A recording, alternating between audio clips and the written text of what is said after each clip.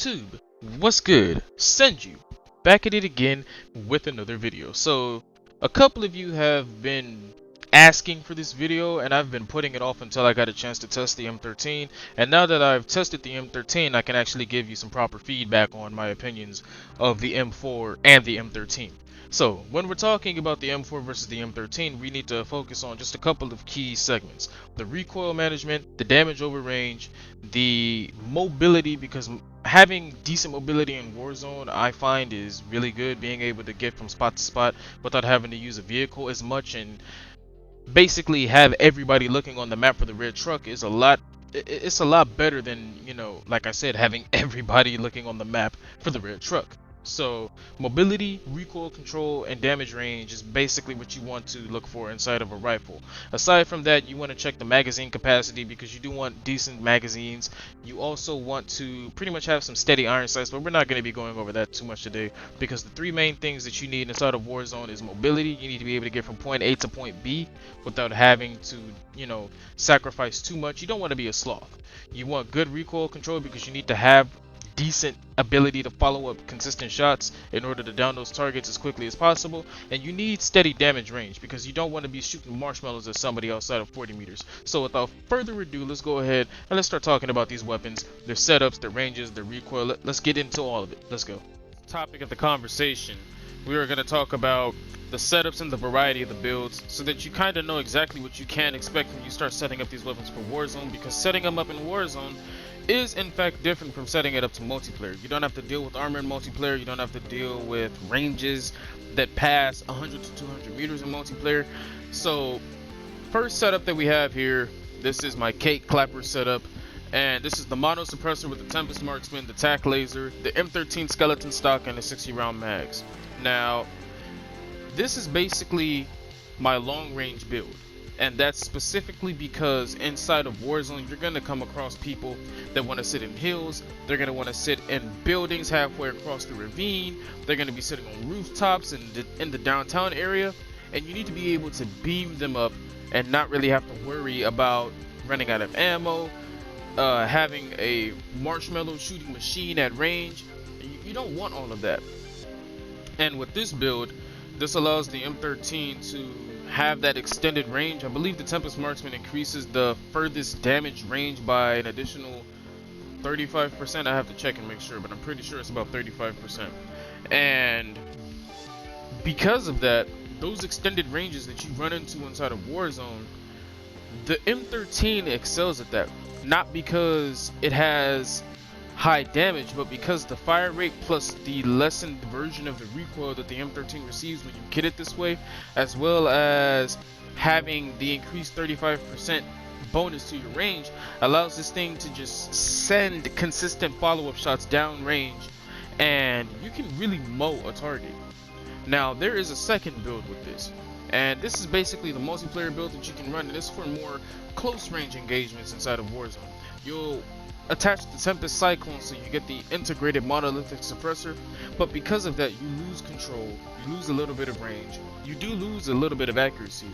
But if you do kit it this way, then you're able to either run an optic or an underbarrel. And if you decide to run an underbarrel, you can slap on the Commando foregrip, which allows you to lessen the idle sway on the M13, which isn't actually a huge thing anyway, so this is kind of unnecessary.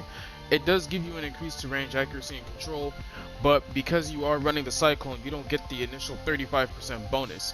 So for Warzone, I actually run the Marksman with the monolithic suppressor, so at total that's about a 41% bonus, I want to say it is, because the monolithic suppressor increases your range by 7.5%, as well as the 35% that you get from the Tempest Marksman. Then you have the 60 round mags to increase the amount of damage you can put over range, the tac laser to basically increase your ADS speed, and the tac laser does give you this little green dot on whatever iron sights you run, so it's almost like having to run iron sights over optics, because I'm naturally good with iron sights. So having the tac laser give me that little dot for increased accuracy is really nice, plus the increased ADS speed and a lessened idle sway.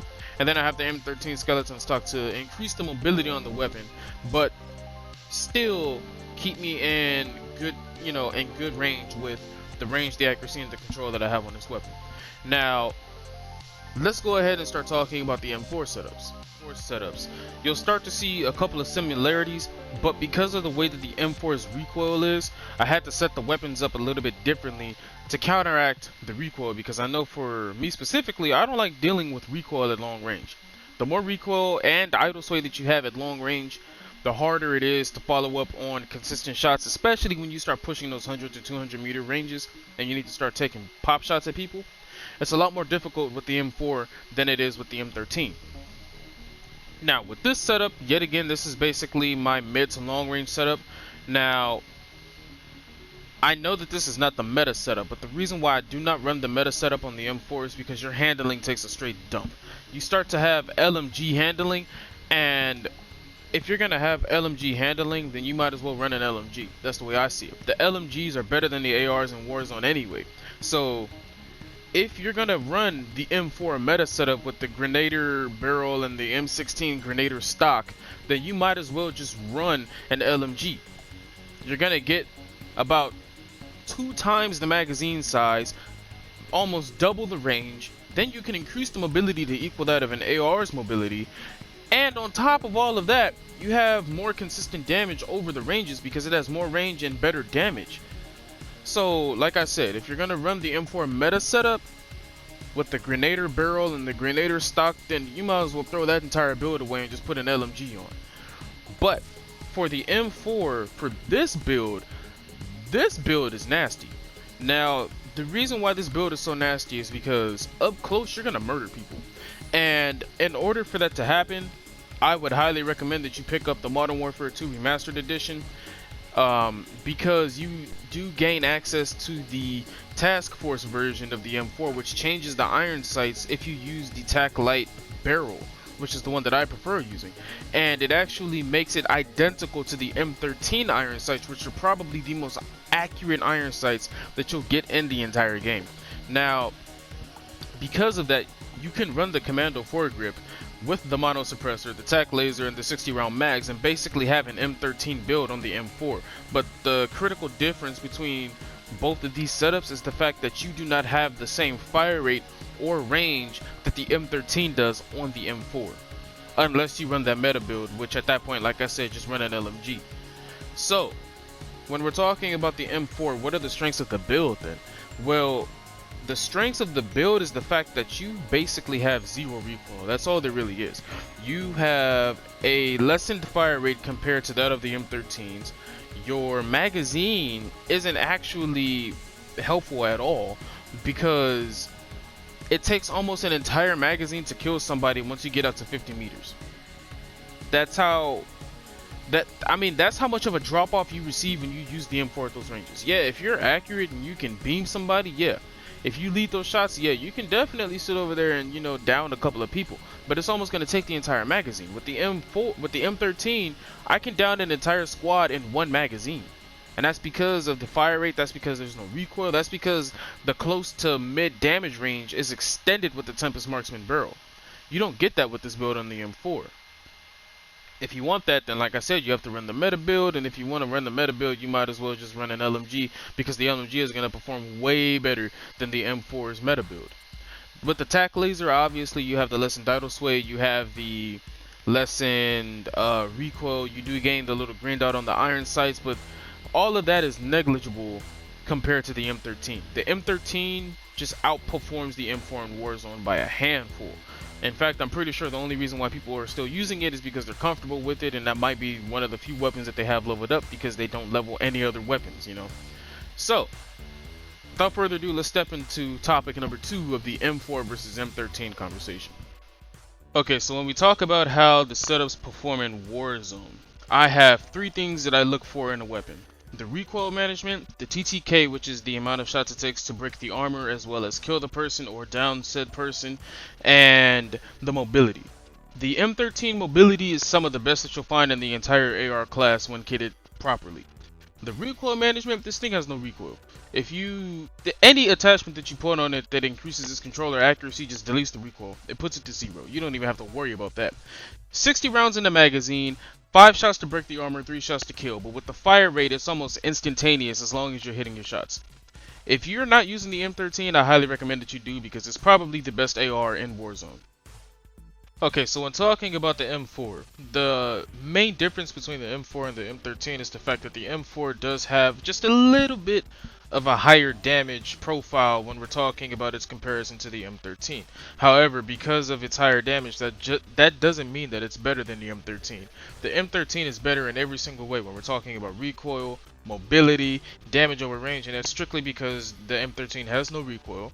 Even though the damage is just a little bit lessened over the M4, the higher fire rate with no recoil makes it a lot easier to follow up consistent shots, and the M4 just does not compare. You can definitely use it, but I just wouldn't.